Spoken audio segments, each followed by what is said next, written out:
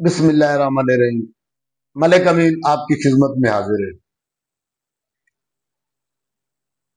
मेरा सब नाजरीन से अपील है कि मेरा चैनल सब्सक्राइब कर दिया करो। ये एक बहुत बड़ी फेवर है जो आप मेरे लिए करते हो। जनाब चलते हैं अपने टॉपिक की तरफ। आज का जो टॉपिक है वो है लोरलाई में जो सानिया हुआ है आज से 3 दिन पहले। उसमें खबरें आ रही है, कुछ कह रहे 9 बच्चे शहीद हुए हैं, कुछ कहते हैं 13 शहीद हुए हैं। और ये कोई पहला वाकया नहीं हुआ बलूचिस्तान में। और अल्लाह ना करे और ये कोई आखिरी ही नहीं हुआ। पहला नहीं हुआ तो ये आखिरी ही नहीं हुआ। इस सानिए में जितने इससे पहले हो चुके हैं, मैं कहता हूं इसमें कुछ गवर्नमेंट की भी, वफाकी हुकूमत हो चाहे सूबाई हो,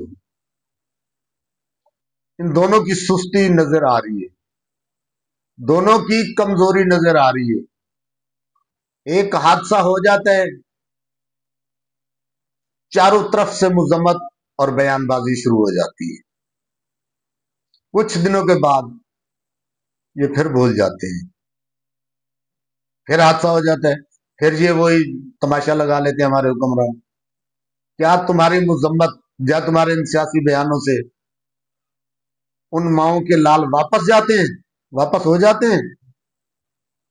तुम्हारे इन बयानों से उन बहनों के भाई वापस आ जाते हैं? नहीं आते। क्या तुम्हारे इन बयानों से उन बच्चों के बाप वापस आ जाते हैं? नहीं आते भाई। तो इससे बेहतर है कि आप इसका कोई हल सोचो। इसमें हमारी दोनों तरफ सोचना चाहिए। फौजी क़यादत को भी कुछ सख्ती करनी चाहिए और हुकूमत को भी कुछ सख्ती करनी चाहिए। इस नरमी से, इस इस नरमी जो नरमी चल रही है ना, इससे ये काम नहीं चलेगा जनाब। अब ये सानिया हो गया, इन्होंने कहा जी ये कर देंगे वो कर देंगे, तो कुछ भी नहीं ना भाई, कुछ भी नहीं किया।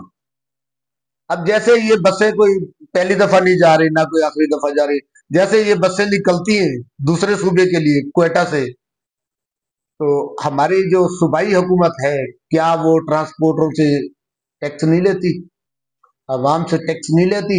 जिस रोड पे ये गाड़ियां चल रही है उस रोड का टैक्स नहीं होता है? वसूल करती है गवर्नमेंट। तो इनकी सेफ्टी, इसको सिक्योरिटी देना किसका काम है? गवर्नमेंट का काम है। ये 4-5 गाड़ियां या 10 गाड़ियां इकट्ठी करके निकालें जी, शाम का इंतजार नहीं करें। गवर्नमेंट कर सकती जो करे, ये दोपहर को 12 बजे 11 बजे 1 बजे निकाले वहां से, और जितनी गाड़ियां सब इकट्ठी निकले, और इनके साथ कम से कम एफसी या रेंजर या पुलिस को एक आधी गाड़ी तो जानी चाहिए जो खतरनाक एरिया है। नहीं तो इनको चाहिए अपना जो बलूचिस्तान का जो भी सख्त एरिया है वहां से इनको पास करवाएं। आप टैक्स लेते हो, अपने लिए तुम लोगों ने क्या किया हुआ है? अपने आप को सरदार कहलाते हो, सरदार फलाना सरदार फलाना सरदार। वीगो डाले में बैठते हो, जो गाड़ी भी आपकी बुलेट प्रूफ होती है बल्कि बम प्रूफ होती है, और पीछे बारात जैसा माहौल होता है तुम्हारा। कैसी बारात? वो मैं बताऊं, तुम्हारे गार्डों की बारात। तुम्हारे जो सिक्योरिटी गार्ड बैठे होते हैं कोई आम बारात से कम नहीं होते। तुम सिक्योरिटी गार्डों की बारात लेके घूमते हो और गरीबों को छोड़ देते हो मरने के लिए बसों में। उनके साथ जितने तुम, एक वजीर मुशीर का गार्ड होता है ना, उतने तुम कम से कम उस जो बसें जाती हैं उनके साथ उतने उतने गार्ड तो भेज दो। अच्छी खासी बारात जैसा माहौल बना के तुम लोग निकलते हो, बुलेट प्रूफ गाड़ियों में बैठते हो, बम प्रूफ गाड़ियों में बैठते हो। वो पैसा कहां से होता है? वो अवाम का पैसा होता है, अवाम का टैक्स का पैसा होता है। जिन गाड़ियों में तुम घूमते हो ना, जो तुमने पीछे गार्ड बिठाए हुए हैं, गार्डों की तनख्वाह जाती है, गवर्नमेंट जेब से नहीं दे रही, वो गरीब के टैक्स से पैसा जाता है। तो बारात लेके घूमते रहते हो, अपना प्रोटोकॉल लेके घूमते रहते हो। गरीबों का परवाह ही नहीं है तुम्हें। एक नहीं मरा, दो नहीं मरे, हजारों की तादाद इस बलूचिस्तान में और केपीके में गरीब लोग शहीद हो चुके हैं। तुम लोगों को कुछ खुदा का खौफ नहीं है यार?